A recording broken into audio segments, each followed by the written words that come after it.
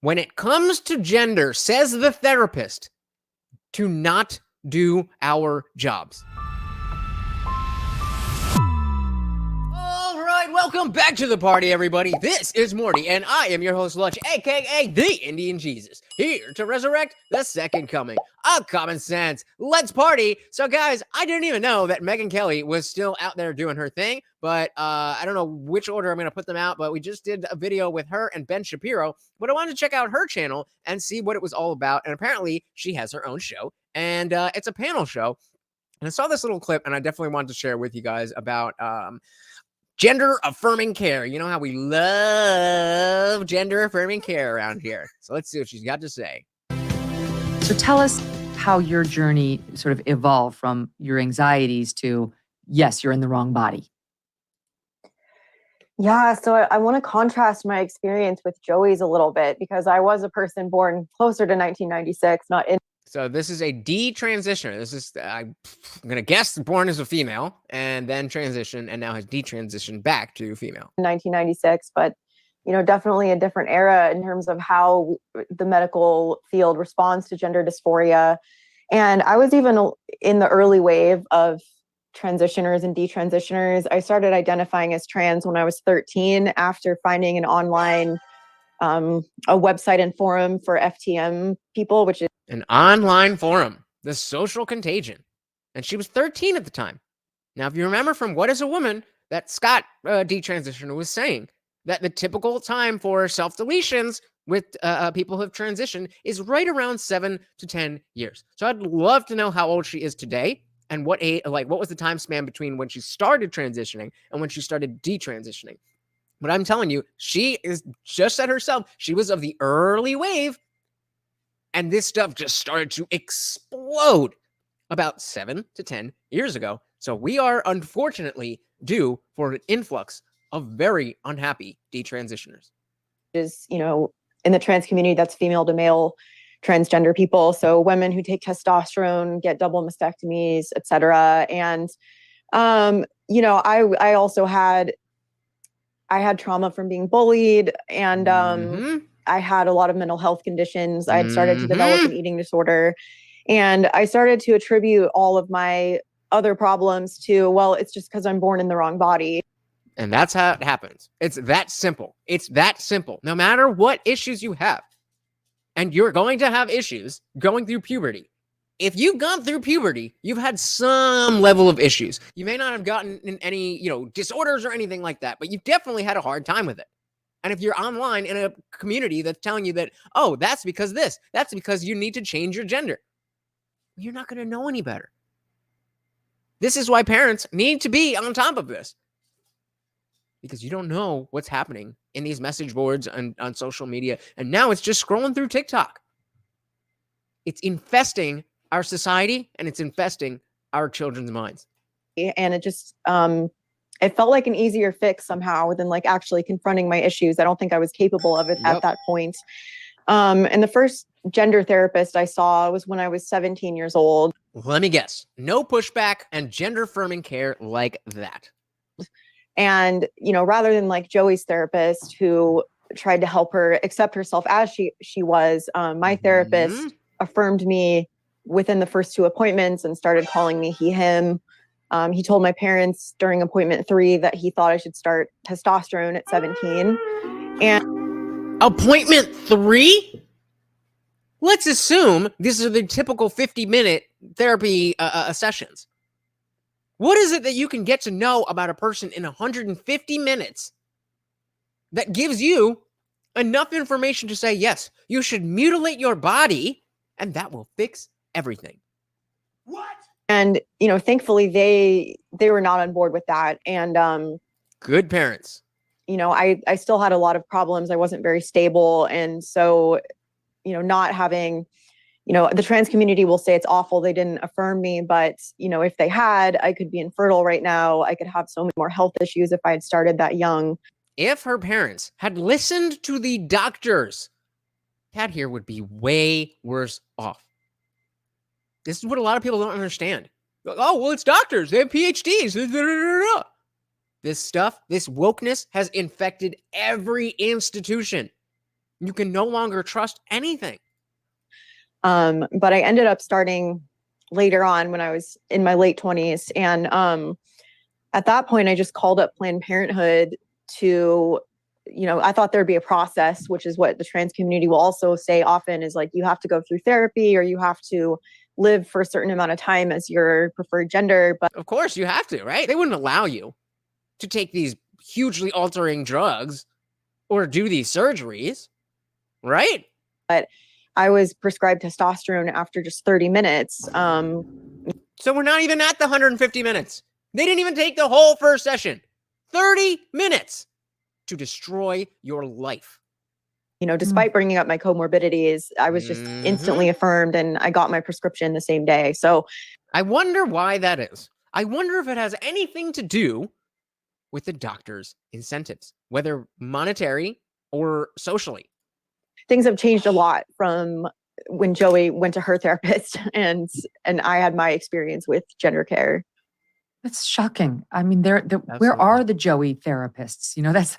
They're gone. The person like, you're just an awesome, beautiful, butch lesbian. Live it, love it, sister. Welcome. What's wrong with that? So I don't know who Joey is. I assume Joey is the second person right next to Megyn. Maybe went through a different type of, more rigorous type of therapy before transitioning or something.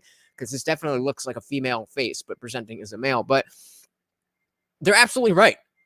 They're absolutely right that if it is correct, if it is appropriate for this person to go through all these things, then okay. But we need to have people who are not only able and qualified to determine this, but are willing to say no when it's not appropriate. They're gone because, and I want to bring in Stephanie for a minute here. Stephanie, thank you for being here. You're a therapist because the entire psychiatric community, the mantra, the commitment is affirm, period. Exactly. As therapists, we've been sold a bill of lies, and we've essentially been convinced when it comes to gender not to do our jobs. When it comes to gender, says the therapist, to not do our jobs. Gender affirmation. If you are a gender affirming doctor, then you are not doing your job. Your job is to determine whether affirming gender is the right path or not to just do it. Then you're just a middleman. Then you're just a drug dealer. Not to explore the root causes of our patients' distress, not to favor our patients' long-term health and well-being, but instead to just agree with their self-diagnosis and enforce their delusions and lead them down a medical pathway instead of investigating psychological treatments for psychological conditions. And people will still tell you this isn't happening. Show them this video. This is a real therapist with a real detransitioner. These are not actors. Is it true that this, quote, gender affirming care is the only care that is officially recommended by the American Association or Academy of Pediatrics? Yep. Well, I don't know about the AAP, but it's certainly not true that that's the only form of treatment. I think Joey's story can attest to that. Traditionally, up until very recently, the approach that was used was one called watchful waiting, which simply means that if a young person is presenting with gender-related distress, no intervention is needed. Just give that person time to mature and develop, because as stories like Joey's will attest to, many of the people who grow up feeling like they're somehow different, they're gender atypical, grow up to be gay and lesbian. Whoa. You mean the transphobic position that all of the people who are against this have is being backed up by a therapist? Well, my therapist says this, and your therapist says that, so I guess we're at an impasse. And if we're at an impasse when it comes to mutilating children, maybe we should just chill. Maybe we shouldn't ruin people's lives before we know what's good. Just a thought. And they need time to figure that out. They need to struggle through their identity in adolescence, just as all of us struggle through. I was just going to say, just as all of us had to do. matters of identity and belonging in adolescence, and eventually come to terms with their sexuality. There can also be many other reasons for gender-related distress, like the ones that Kat has talked about. And increasingly, as this has become so popular, we see that young people with almost any form of mental distress have learned, because of to go straight to, oh, I need to be the other gender, right? That's what she's gonna say. social influence, to attribute that distress to their gender when there could be many other causes. That's another thing people will tell you is not happening. This isn't a social contagion. We just see so many more people in the LGBT community because they feel more comfortable now. What? Stupid. So watchful waiting is a traditional approach, and there are many approaches to therapy that can help people grapple with whatever is causing them distress. I believe in treating the root cause of the issue. Many of these young people have traits of borderline personality disorder due to complex trauma, for example, and so dialectical behavioral therapy would be the gold standard of care. There are many options besides so-called gender-affirming care. And the deep problem about this is it's not like taking a Benadryl when you need a Tylenol. They set you down a path that's going to create so many more problems for you. Meantime, they haven't addressed the problem that really brought you into the therapist's office. So now you just have a Santa scroll-like list of issues that have not been addressed, that have been exacerbated. And Kat, that brings me back to you, because can we just spend a minute on the sexual assault and why? So before we get there, something very important that she said is that the underlying cause are not being addressed. Not only is this not the best option, it's not even addressing what you went there for in the first place. That was a comorbidity that needed to be addressed, the trauma from that. So I guess Kat had an SA situation when she was younger, which would make sense, having gender-related issues. Maybe something that should have been explored a little bit more. But let's hear what she has to say. But do you think that did lead you? Was it related to your gender Not it. questioning? At the time, it was very subconscious, but Of I think course, it really how could not? strengthened my gender dysphoria. I Mhm. already suffered from gender dysphoria from when I was young for various reasons. But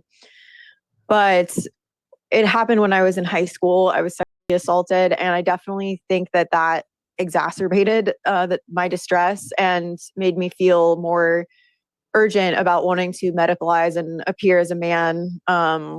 And that's at that point, I think was when I asked my parents to take me to the gender therapist. And of course, my parents thought it was just, oh, here's a specialist that will help her work through her issues and like help her accept herself. And that is why I'm making a video like this and why I'm urging you to share it with people who don't understand. This woman's life was almost ruined simply because we had a standard of being able to trust medical professionals. And unfortunately, that is no longer the case. I'm not saying you can't trust any medical professionals, but you certainly have to question whether or not you can. A PhD doesn't mean anything anymore. that wasn't what happened at all. So that's a little clip from the Megyn Kelly Show that I think is so poignant, and we are going to see more and more and more and more of these detransitioners, and it breaks my heart. I wish these people were able to get the type of care that would be appropriate for them to help them live normal lives. Instead, these doctors have sentenced them to a life of being ostracized, being different, being having medical issues, and always having their life focused around their gender identity. That is not a healthy way to live. Even if you're just you're not trans. Like if your entire identity is being a man or your entire identity is being a bad bitch, that's not a good way to live. You add drugs and surgeries into it, and it just goes down to a place that you cannot return from. So I don't know. Let me know what you guys think in the comments below. Thank you so much for partying me. Once again, I am your host, Lutch, aka the Indian Jesus, here to resurrect the second coming of common sense. Check me out live every Monday, Wednesday, Friday, 8 p.m. Eastern. And I drop new videos every single day. Hit that subscribe button. Until next time, guys, I am out of here. Peace.